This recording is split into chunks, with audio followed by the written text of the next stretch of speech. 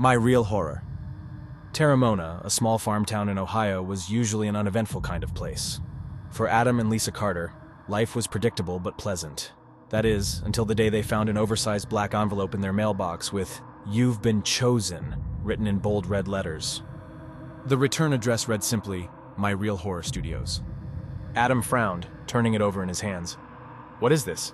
Some kind of scam? Lisa ripped it open. Inside was a glossy invitation with 2 tickets attached. The message read, Congratulations, Adam and Lisa. You've been selected to participate in America's most thrilling reality show, My Real Horror. Compete for a chance to win $1 million. All you have to do is survive 2 terrifying rounds of horror scenarios and scare your competition into submission. Bring your acting skills and your courage. The adventure begins tomorrow night. Transportation provided. Don't miss out on the experience of a lifetime. Lisa's eyes sparkled with excitement. This is huge, Adam. That show is a hit. Millions of viewers tune in every week. Adam hesitated. He had seen clips of the show and always thought the contestants' performances seemed a little too realistic. Are you sure this is legit? It seems off. Lisa grabbed his arm. Come on, it's just acting. We've got nothing to lose and $1 million to gain.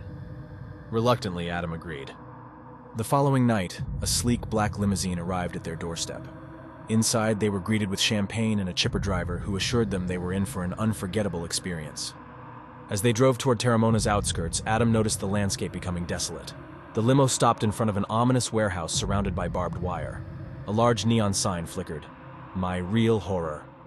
Not exactly Hollywood, Adam muttered. Inside, a production assistant escorted them to a waiting area where another couple, Jason and Kelly Ramirez, sat.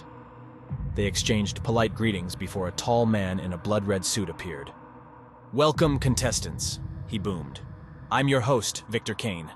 Tonight, you'll face your fears, push your limits, and give America the performance of a lifetime. Remember, the goal is to terrify your opponents. The more convincing your scene, the better your chances of victory.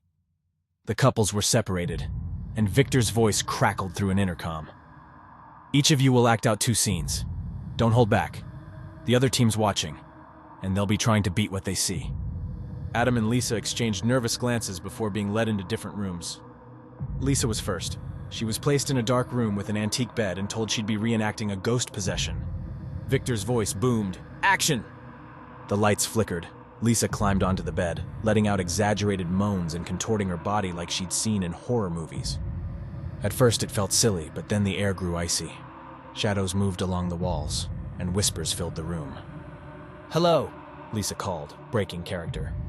Suddenly, an invisible force shoved her onto the bed. A searing pain shot through her chest. Her screams echoed as claw marks appeared on her skin, seemingly out of nowhere. In the viewing room, Jason and Kelly watched, impressed. She's good, Jason remarked. Kelly squinted. Yeah, but that looks too real. Adam was next. His scene took place in a decrepit basement filled with rusty tools and chains. His role, a man trying to escape a deranged torturer. Action! Adam stumbled around, yelling for help. Then a mechanical buzz sounded, and a saw blade sprang to life. Stay calm, he muttered to himself. It's just a show. The saw, however, wasn't fake. It grazed his leg, drawing blood. He screamed in genuine pain, desperately clawing at the walls.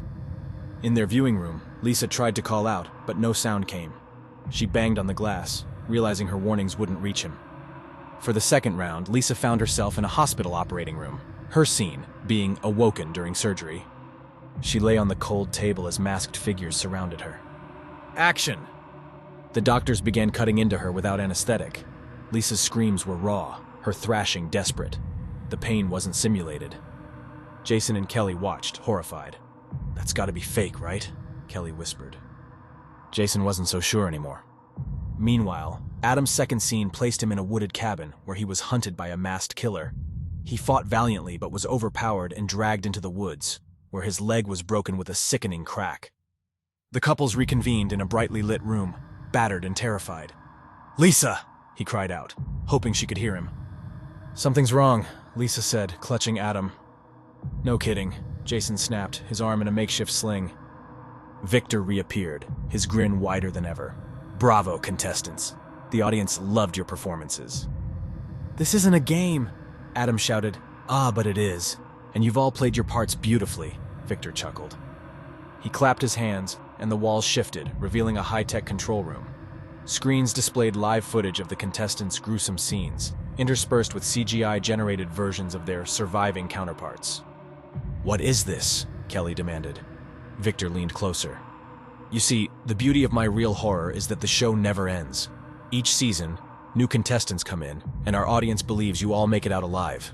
But in reality, well..." He gestured to a screen showing the previous season's contestants meeting their grim fates.